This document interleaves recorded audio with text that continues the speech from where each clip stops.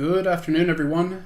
This is Henry, and in this week's edition of What is Moving, we're going to take a look at three things that are, I believe, the highlight of the current market and should be helpful in determining the price action over the course of the next 9 days.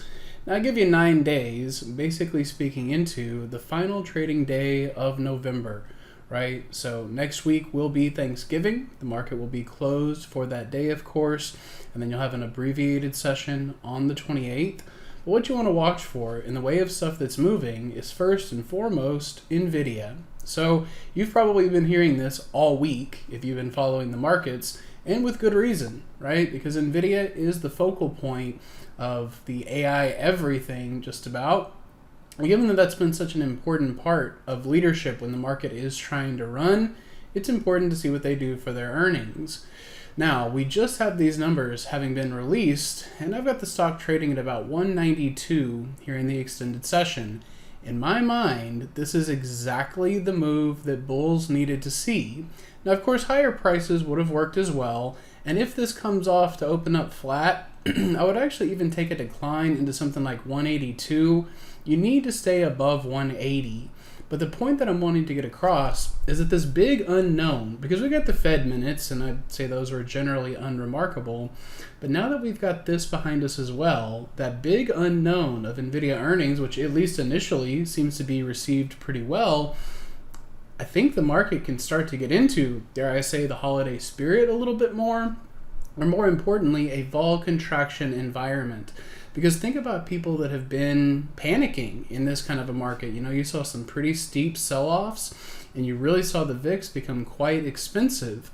So for those people that were buying puts, not only were they possibly doing it at bad location, depending on where they got in, but they were really paying up to do it, right? Those puts become so much more expensive with an elevated VIX. You saw today already how the VIX has retreated inside the upper daily Bollinger Band, and that's what I want to continue to look for Thursday and Friday, and then potentially into next week. So as far as what's moving, watch for NVIDIA, see if it holds those gains, see if that can bring a contraction in the VIX, and then that should allow for, if not straight up, at least sideways to up action in the S&P.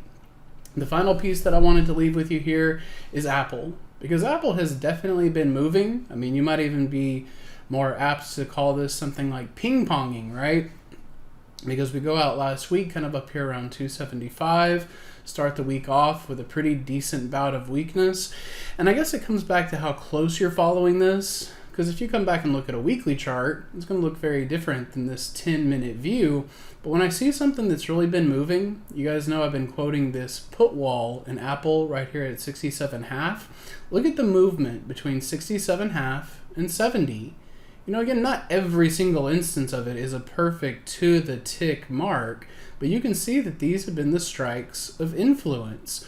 Be it from, closing a little rough on Monday, but then gapping into that upper level on Tuesday. Then, sure, some volatility here during Tuesday's open. Look at where it ends the day on Tuesday. Look at where you open up on Wednesday. I always think of this as the bowling ball that's been dropped down onto a trampoline. Like, yeah, it is going to stretch that material a bit, but if the level is going to remain good, well, then that bowling ball rebounds, and you see how it still just can't clear 270. So there's two sides of it. For the trader that wants to be more detached and think about this into the end of the year, watch the 4-hour squeeze, because when that squeeze finally fires, I think it will help drive the action into the end of the year.